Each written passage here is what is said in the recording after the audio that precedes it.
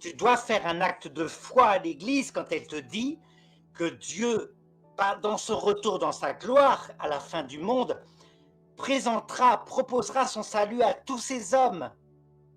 Tous ces hommes se verront proposer l'Évangile. Donc ce qu'on vient d'entendre, c'est de l'hérésie. Mais là, on atteint des niveaux de démence dans l'hérésie. Et le pire, c'est que c'est une multiplication d'hérésies en une phrase. C'est-à-dire que ça fait même pas une hérésie à traiter. C'est-à-dire en une phrase, il y a 15 hérésies. Quoi. Façon de parler, mais il y en a au moins 3, 4, 5 là. Rien que là. Tu dois faire un acte de foi à l'Église quand elle te dit que Dieu, dans son retour dans sa gloire à la fin du monde, proposera son salut à tous ces hommes. Tous ces hommes se verront proposer l'Évangile. Le credo seul suffit à détruire ce qu'il vient de dire. Et ce qu'il vient de dire, il y a d'autres hérésies, je vais les dire aussi. C'est de la folie. Qui écoute un type pareil quoi? C'est un moderniste, mais d'un calibre hallucinant. Quoi. Donc, euh, donc, le credo, symbole des apôtres, qui renferme vraiment tout ce que vraiment les éléments, la quintessence de la foi catholique.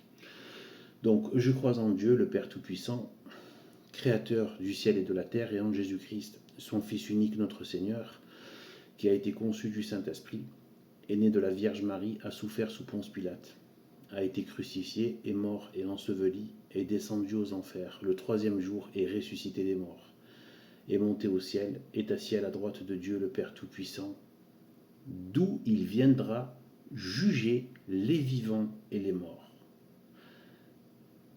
Est assis à la droite, est monté au ciel, est assis à la droite de Dieu le Père Tout-Puissant, d'où il viendra juger les vivants et les morts, pas d'où il viendra reproposer le salut qu'il a déjà proposé, reproposer l'évangile qu'il a déjà proposé. Donc c'est une hérésie folle, il n'y a même pas besoin d'aller plus loin, la vidéo est déjà terminée. Ça va contre, ce n'est pas catholique. C'est un autre culte. Ils sont en train de, vraiment, ils sont en train de tisser un nouveau culte. Sauf qu'ils ne veulent pas le faire en dehors. Ils veulent prendre la sainte institution catholique, qui d'ailleurs, à cause d'eux, n'est plus sainte maintenant. La sainteté est partie de l'institution. Toutes les souillures qu'ils apportent, qu'elles soient sur le plan dogmatique et moral et des mœurs, sont de l'ordre de l'abomination.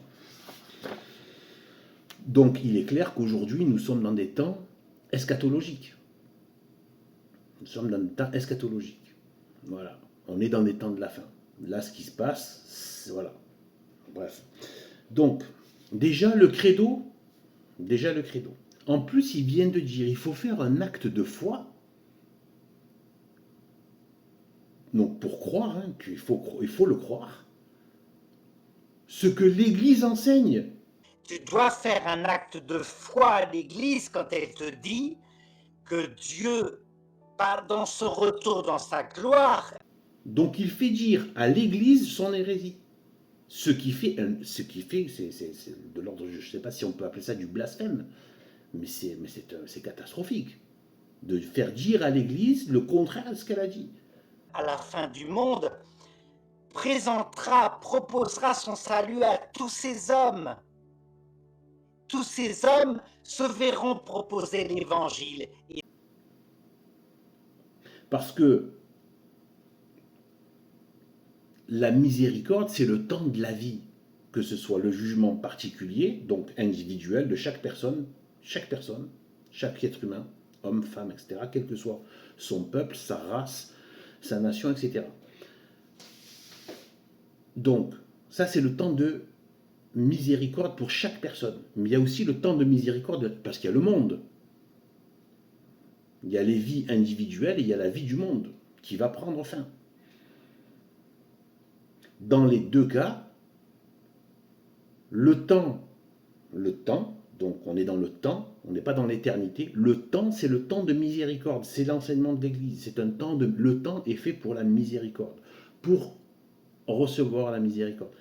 Une fois que on arrive à la fin, c'est terminé. Ça veut dire que Dieu a tout disposé pour que chaque âme puisse se tourner vers lui.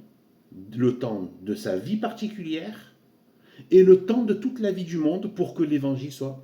Voilà. Et pour que la parole de Dieu s'accomplisse dans les parties de l'Apocalypse. Tout va s'accomplir. Donc Dieu a tout disposé, que ce soit à titre individuel et général, pour que le salut soit proposé. Et il sait, tout est parfait dans sa providence, donc voilà. Et là, il est en train de dire qu'en fait, c'est de la dinguerie, quoi. Il y a besoin de parler encore, il y a besoin d'argumenter encore. Que Jésus reviendrait alors qu'il a subi déjà la passion. Il faut la méditer souvent, tellement c'est horrible. Surtout, le pire, ça a été à l'agonie au jardin des Oliviers. Et tout le reste. Il a versé son sang, il a fondé son église, elle est partie dans le monde entier, l'évangile a été proposé à tout le monde, etc., etc. Et donc, oui, une autre folie, une autre hérésie, c'est de faire croire que l'église n'a pas été efficace. Et donc, le salut, le sacrifice de l'agneau n'est pas suffisant pour que l'humanité soit sauvée, puisqu'il faut attendre la fin du monde pour que le retour de Jésus dans sa gloire vienne proposer le salut qu'il a déjà proposé. Alors quoi, ça servait à quoi de le proposer avant, en fait? Puisque on te le reproposera plus tard, voilà. C'est n'importe quoi, c'est n'importe quoi. Même un petit jeune qui commence, il va dire c'est débile ce truc. Donc ça va contre beaucoup de choses de l'évangile, de la foi, etc. Donc là en plus j'ai même le catéchisme de Saint Pédis que lui-même dévalorise. Il a dit dans cette même vidéo que le catéchisme de Saint Pédis, attention, ce n'est pas du magistère. Mais quelle insulte! Vous savez que les modernistes détestent Saint Pédis, hein, parce qu'il a été leur cauchemar.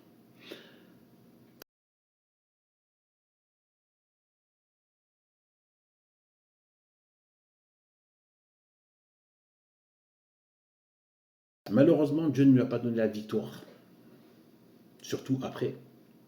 Et il le savait qu'il n'avait pas eu la victoire, parce qu'il a dit, ils sont juste tapis dans l'ombre, parce qu'il y avait encore des vrais catholiques dans l'institution qui empêchaient ces serpents de répandre leur venin. Regardez aujourd'hui, vous avez James Martin et tout le reste. Ça y est, là ils sont en roue libre.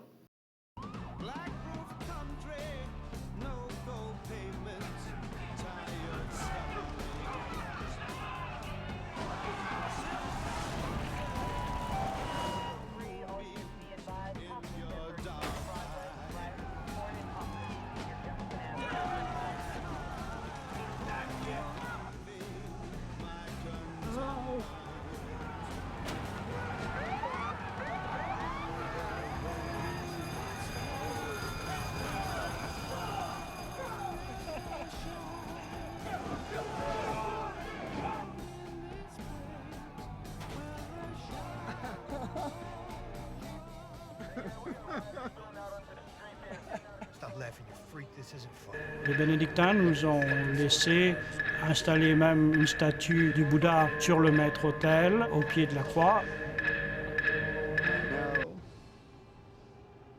Isn't it beautiful?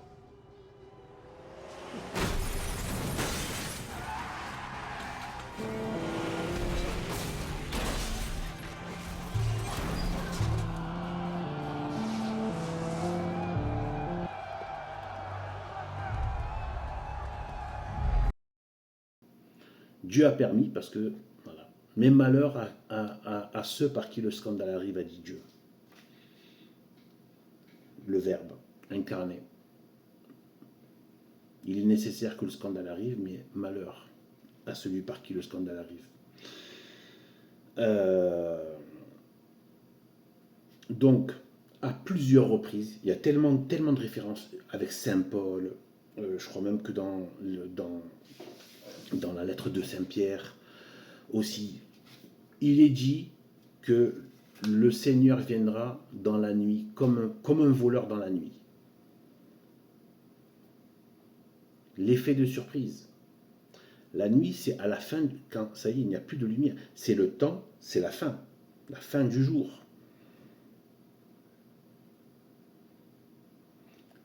Est-ce que c'est une façon de venir proposer le salut et l'évangile en venant comme un voleur dans la nuit?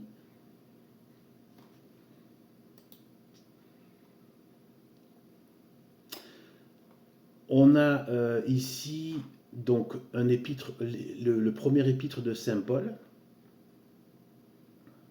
chapitre 5. Mais pour ce qui est du temps et des moments de cet avènement de Jésus-Christ, vous n'avez pas besoin, mes frères, que nous vous en écrivions.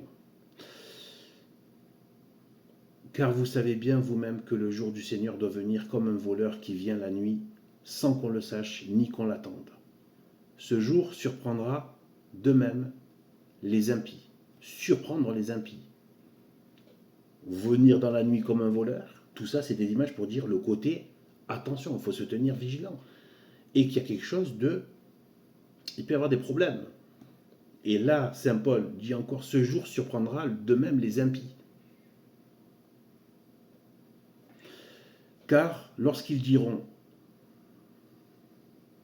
nous sommes en paix et en sûreté, donc sûrement là les impies, ça suit, ils se trouveront surpris tout d'un coup par une ruine soudaine. Est-ce que ça ressemble à Jésus qui viendrait à la fin du monde proposer son salut et l'évangile? Surprendre les impies qui diront paix et sécurité, c'est-à-dire qu'ils se croiront en sécurité de quoi? De la justice de Dieu. Ils se trouveront surpris tout d'un coup par une ruine soudaine. Il y a un côté ruine et soudain. Ça ressemble pas trop à je viens vous proposer le salut et l'évangile.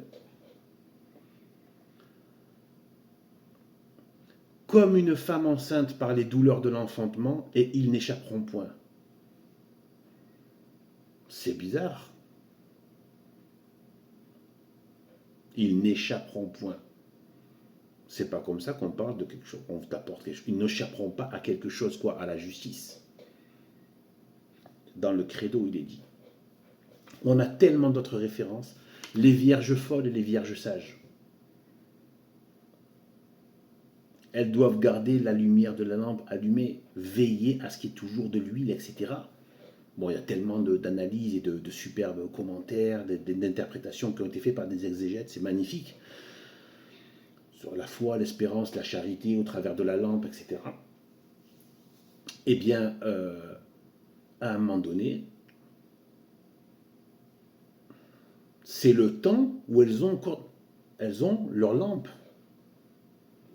Mais si elles viennent, elles n'ont pas la lumière. Donc s'il y a des peuples qui n'ont pas, des peuples avec donc des individus de ces peuples qui n'ont pas, ils vont, et d'ailleurs, moi ce que j'ai appris, ça doit certainement être vrai parce que c'est toutes les sources que je prends qui sont de l'Église et qui dit que les damnés, ceux qui ont reçu leur jugement particulier, ils ont déjà été jugés. On ne va pas leur reproposer.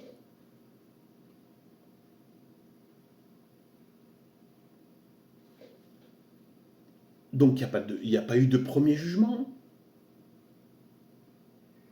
Il n'est pas question de second jugement, il est question de reproposer l'évangile. C'est du n'importe quoi.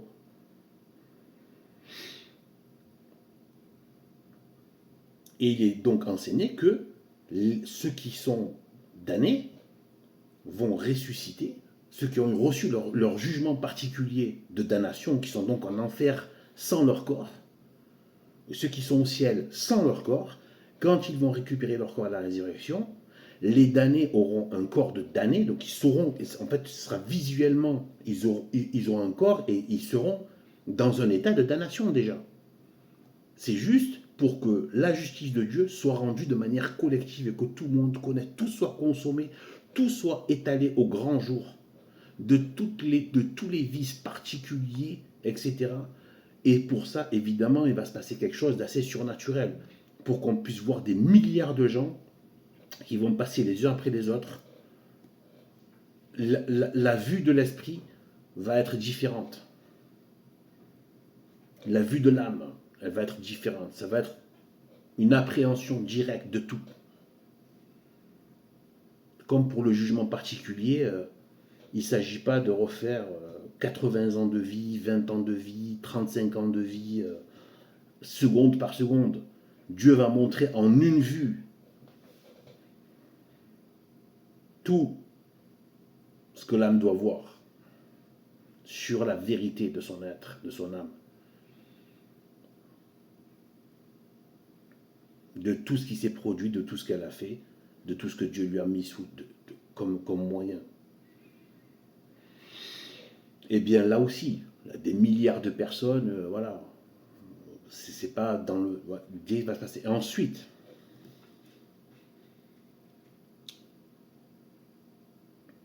donc les vierges folles, elles se font rejeter. Ils ne leur proposent pas une autre lampe ou de l'huile pour qu'elles rallument leur feu, leur lampe. Veiller et prier, venir. Donc tout ça, en plus, il y a un côté, voilà, hop. La parabole des talents aussi. La parabole des talents. Le maître qui revient, il veut qu'on ait fructifié. Et celui qui n'a pas fructifié, il dit méchant serviteur. Il ne s'agit pas de dire, il n'a pas dit, tiens, je te redonne un talent pour que tu puisses... Il accuse d'être méchant.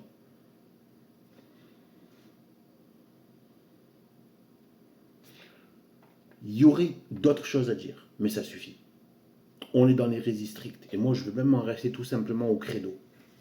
D'où il viendra juger les vivants et les morts.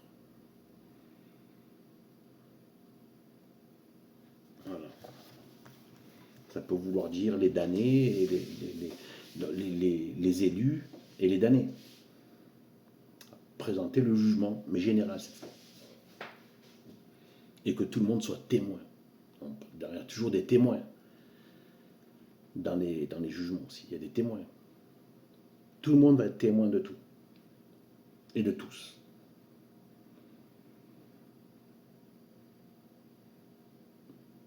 C'est quoi ce délire? C'est quoi ce délire? De l'hérésie folle, à un niveau de démence.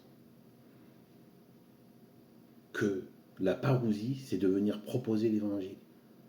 C'est de l'insulte même à l'agneau, à l'efficacité du sacrifice de l'agneau, de l'efficacité de l'Église, fondée sur Pierre, fondée directement par Jésus-Christ sur Pierre, et qui a fait ses preuves dans le monde entier, et que bien des gens ont attaqué, jusqu'à aujourd'hui, blasphèment, insultent, font des cabales contre elle, massacrent, persécutent les catholiques, les chrétiens, etc., etc. Et maintenant, on a même les persécuteurs de l'intérieur qui s'en prennent aux messes traditionnelles catholiques parce qu'ils ne sont pas catholiques.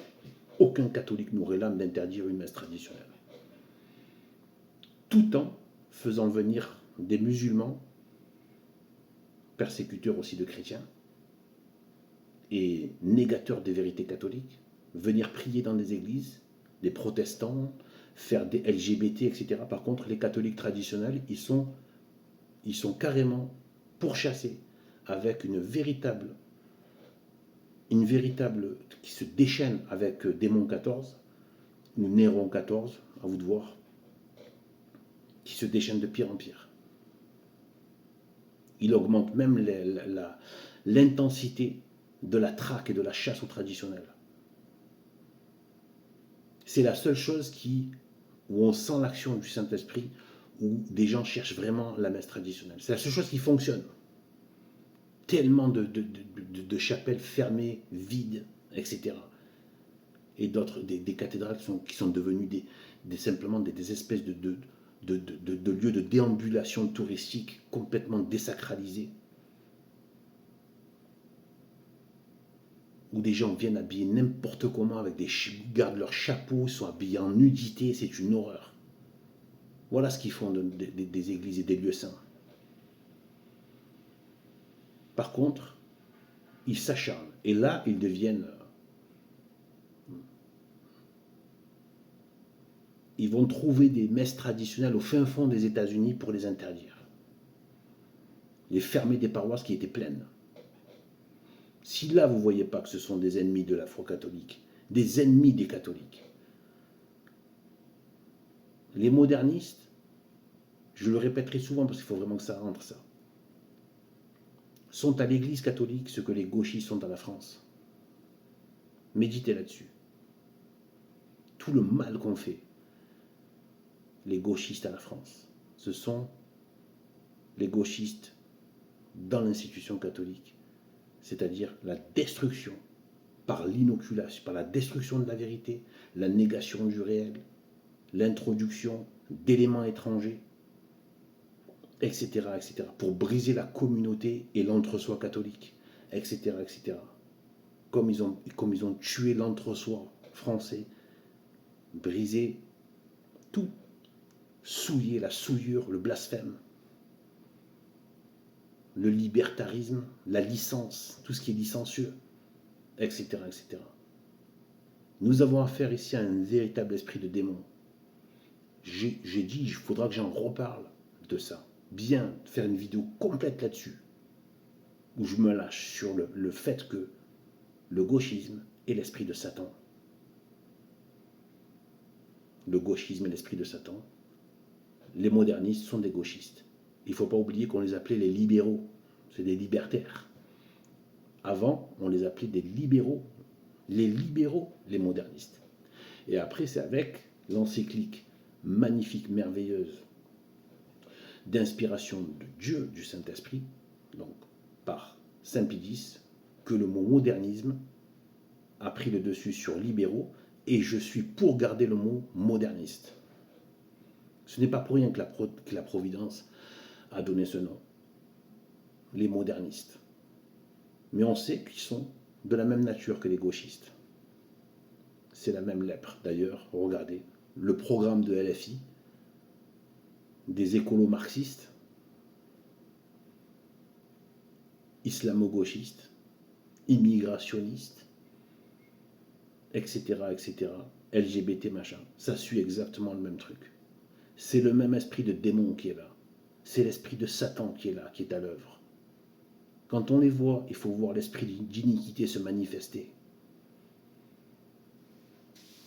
Et il faut prier pour leur conversion. Moi, j'arrive pas à le faire comme je l'ai déjà dit ailleurs, nommément, de façon nominative, mais je le fais en général pour tous les ennemis de l'Église, et y compris les modernistes, donc qui sont les pires ennemis de l'Église. Et après, je laisse Dieu, la Vierge Marie, distribuer comme elle veut, comme il veut. Voilà. Mais ce sont de véritables ennemis, il faut les identifier comme tels, pour ne pas perdre de temps, et certainement pas blablater avec eux. Ah, ils n'aiment pas ça. Quand on rompt le, entre guillemets, dialogue, parce qu'il n'y a jamais de dialogue en fait. Il n'y a que de la perfidie. Le terrain du diable. Diabolos, dialogue.